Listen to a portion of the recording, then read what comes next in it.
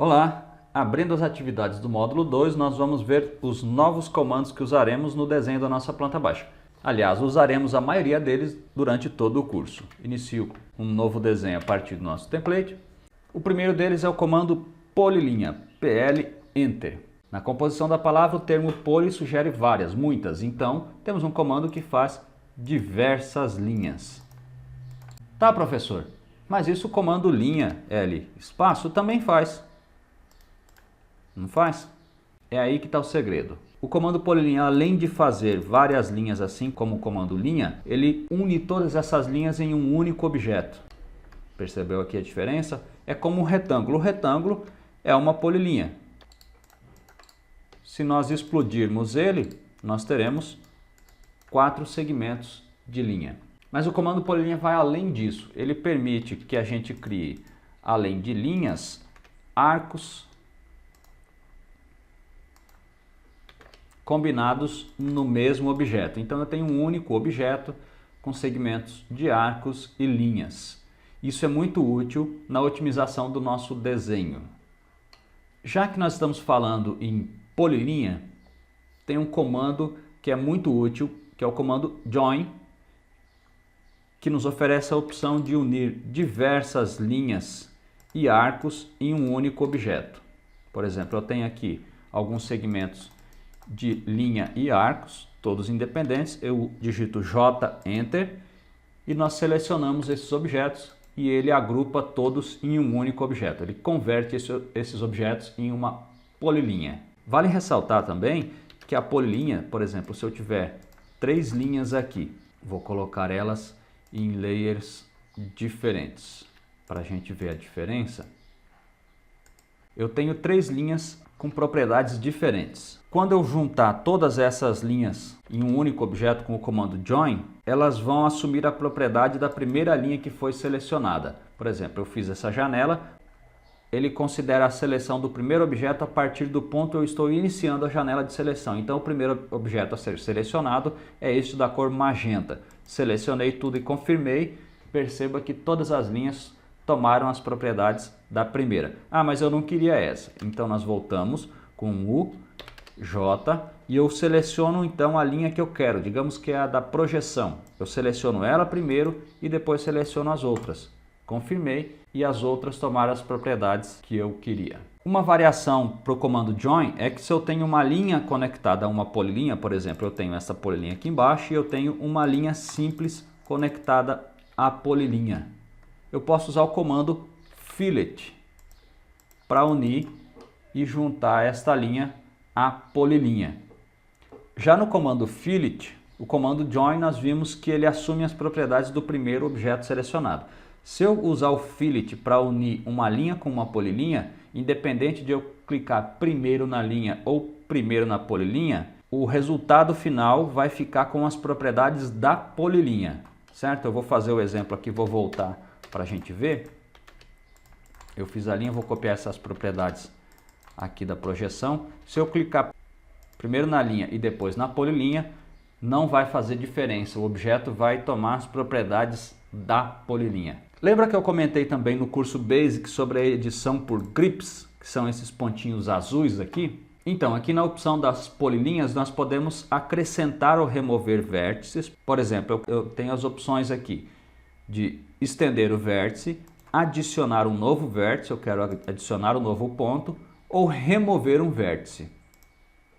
Além disso, se eu usar este grip central, que é mais achatadinho, não é quadrado, ele é um retângulo, eu tenho a opção de adicionar um vértice nele, ou então de converter essa linha para arco, ou se ela for um arco, converter para linha. Tudo isso por meio do comando grip, que é uma forma de edição rápida.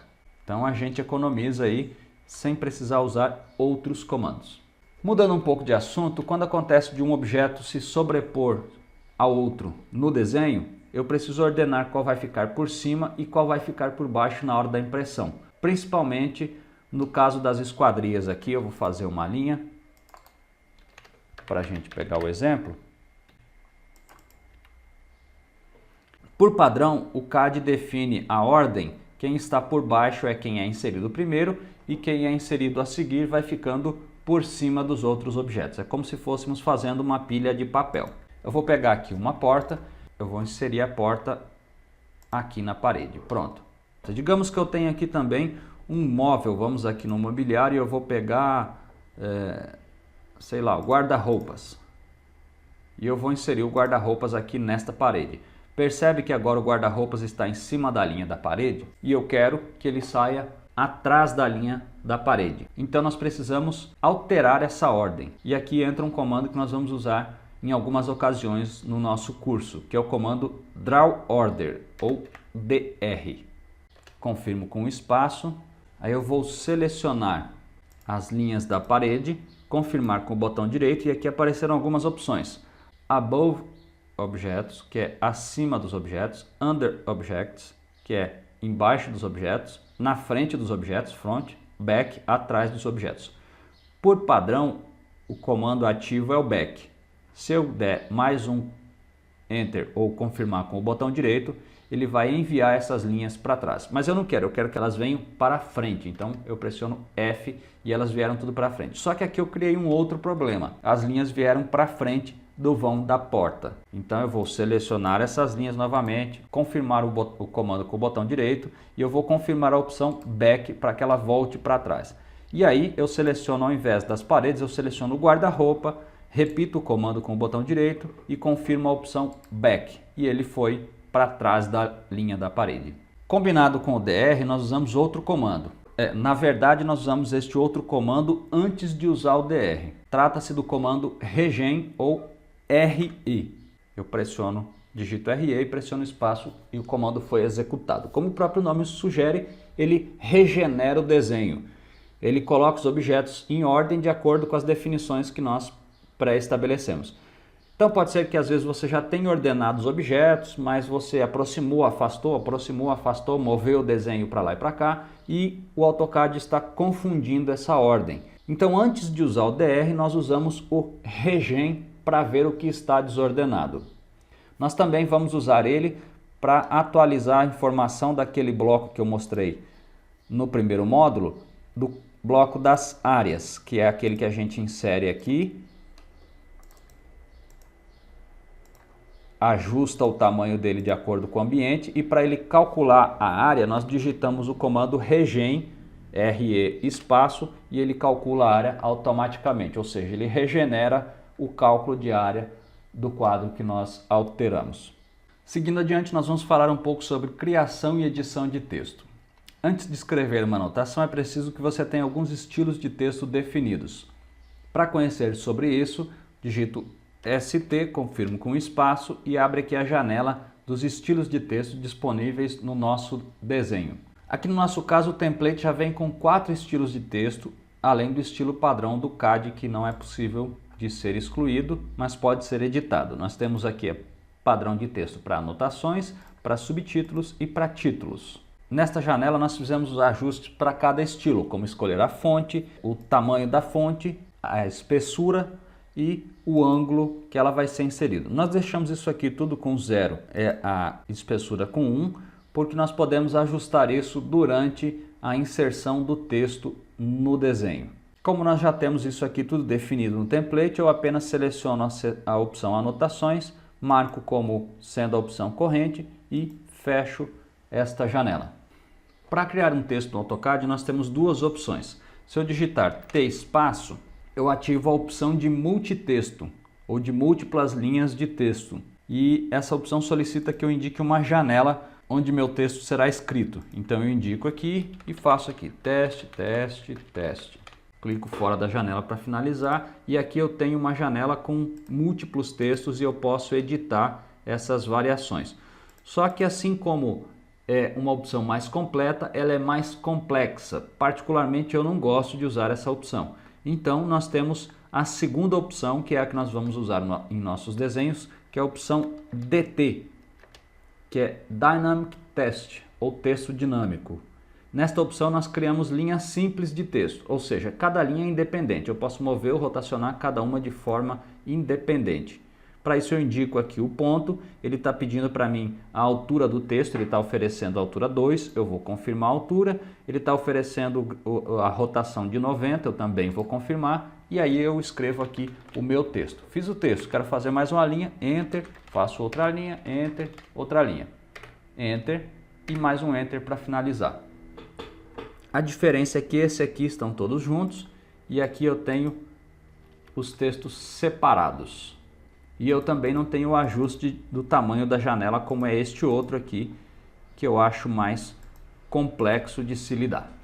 Outra vantagem do Dynamic Text é que se eu terminei e eu quero escrever mais alguma coisa, eu pressiono DT, espaço, e aí eu pressiono espaço novamente, ele vai continuar abaixo do texto onde eu parei. Outra possibilidade é, eu não quero continuar aqui abaixo, eu quero fazer aqui do outro lado, eu clico aqui, escrevo aqui, agora eu quero escrever aqui embaixo, eu venho, clico aqui embaixo, escrevo aqui, e assim eu vou escrevendo onde eu quiser. Terminei, eu posso confirmar com um Enter e mais um Enter, encerrou o comando. Bem mais simples que o outro. Já para editar o texto, é como nós fizemos no curso Basic, 2 cliques rápido em cima e eu edito o meu texto.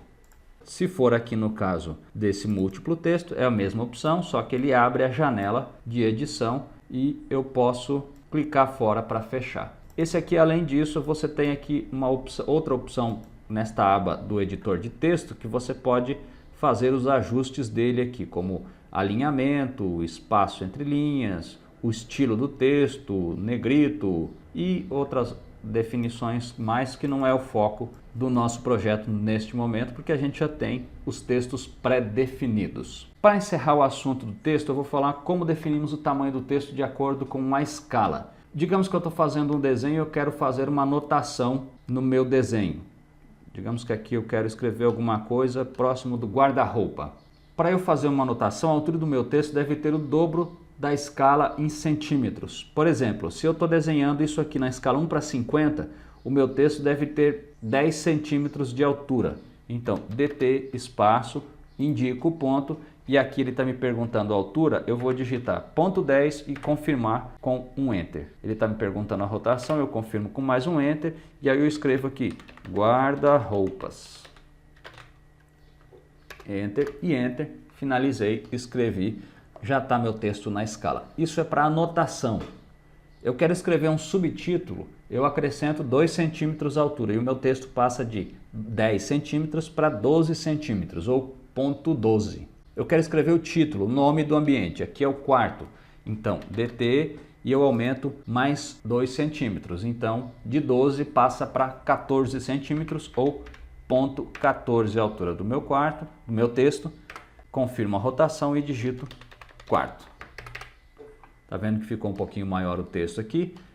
Por exemplo, se eu quiser escrever aqui o subtítulo, eu vou escrever a área do quarto. Então eu indico o ponto, indico a altura de ponto 12, confirmo a rotação, eu escrevo A igual 10 metros quadrados, por exemplo, e finalizo. O texto ficou um pouquinho menor que o outro. Essa regra serve para todas as escalas. Por exemplo, a escala 1:75 é o mesmo processo. As anotações aqui eu vou fazer com ponto 15, que é o dobro do 75, e eu vou acrescentando 2 centímetros para subtítulos e mais 2 para títulos, ou seja, ponto 15 para as anotações, ponto 17 para o subtítulo e ponto 19 para o título, certo? Escala 1:100, ponto 20 para as anotações, ponto 22 para o subtítulo, ponto 24 para o título. Seguindo essa tática, não tem erro, seus textos terão sempre o mesmo tamanho quando impresso, independente da escala escolhida, ok? Ainda nos comandos nós temos 2 assuntos muito importantes. O primeiro é o uso correto do Ctrl+C, Ctrl+V, que nós vamos usar muito em nossas aulas, e o segundo é o gerenciamento das layers, das ferramentas de layers,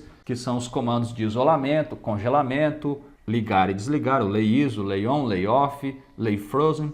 Sobre esses assuntos temos 2 vídeos que você encontra no menu de extras aqui da área de membros. Não fique sem assisti-los, que são comandos muito importantes que nós usaremos já neste primeiro módulo, neste segundo módulo, aliás, na próxima aula. Então, antes de seguir adiante, eu sugiro que você assista eles. É importante também que você fixe bem o que aprendeu nesta aula E durante o curso, sempre que tiver dúvida em algum comando, volta e assista essa aula novamente, pois durante as aulas eu não vou explicar o funcionamento dos comandos, eu vou apenas citar o uso deles. Ficou com dúvida ainda? Manda um e-mail para a gente ou entra aqui na ajuda do curso que a gente te responde. É isso aí, te vejo na próxima aula.